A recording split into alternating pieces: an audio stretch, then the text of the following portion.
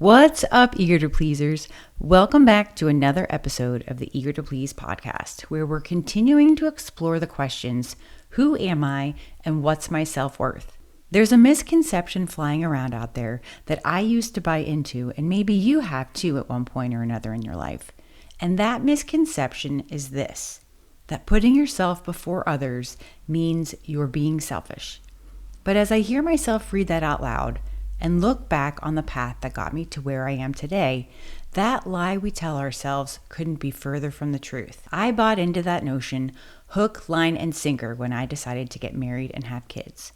I 100% internalized that statement, so much so that I created this false idea of the perfect life. And by not taking into account my own well-being, because I was so outwardly focused, I managed to lose myself as an individual. Through all the midnight feedings, changing dirty diapers, wiping noses, cleaning floors, doing laundry, making doctor's appointments, and then doing it all again the next day, I somehow managed to equate my self-worth to how clean my house was, how quickly I could organize my kids' playroom during nap time. And if I managed to pick everything up on the grocery list without forgetting something, I'd give myself bonus points for not having to call my husband to grab it on the way home. Heaven forbid I ask him to do that after a full day of work in the office. So how did this 22-year-old college graduate, full of dreams of becoming a badass company executive, making good money, and taking exotic vacations, end up so lost? I was so far from my original plan. It wasn't an overnight realization, but one that took years to understand. What's even more upsetting is that I was ashamed of myself for not bringing in an income. When someone would ask me if I worked outside the home, I would fumble over my words and then get frustrated by the question, because being a stay-at-home parent, in my opinion, is the hardest job on the planet. I know now that's why I focus so much on keeping my house cleaning standards to the highest degree, never asking for help when I needed it, and creating a life that optimized the comfort and happiness of my family, because that was my job.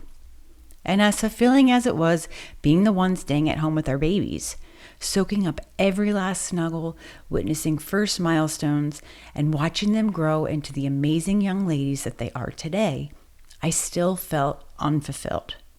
All of my mental effort had minimal emotional rewards, and that left me feeling drained by the end of the day, only to rinse and repeat again the next day. Hosting get-togethers became more about one-upping myself each year to see how creative I could make our annual ugly sweater party, or what new shenanigans I could dream up that the leprechaun could pull off for the kids. While it should have been more about hanging out with friends and laughing until the wee hours of the morning, my focus was on, did I make enough food? Did everyone have fun? Were the kids entertained and not bored? I drove myself nuts, running around like a headless chicken, and I was exhausted even before I had to say hello to our first guest. And you know what's funny? I'm willing to bet that no one even remembered or cared if the appetizers were labeled or if the house was decorated to match the party theme. I think back to a previous episode where I shared with you my rock bottom moment. The point when it all became painfully clear. I was playing a game against myself, and every time I was the loser.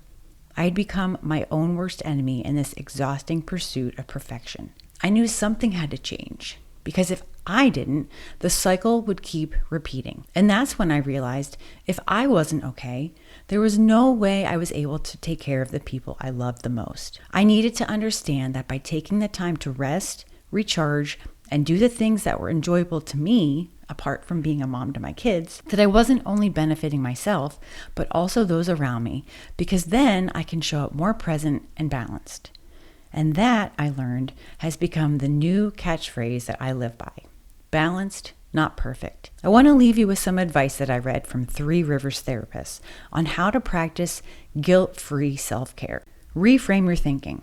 Remind yourself that self-care is essential, not a luxury. It's an investment in your overall well-being. Set boundaries. Learn to say when you need rest or time for yourself, because boundaries help you protect your energy and mental health. Start small. Even brief moments of self-care, like a 10-minute walk or a quiet cup of tea, can make a big difference in how you feel. Let go of perfectionism. You don't have to earn rest or self-care. You deserve it, simply because you're human. I've learned that when you embrace self-care without guilt, you begin to build a more balanced and fulfilling life, one where you're thriving, not just surviving. Putting yourself first isn't selfish, it's essential.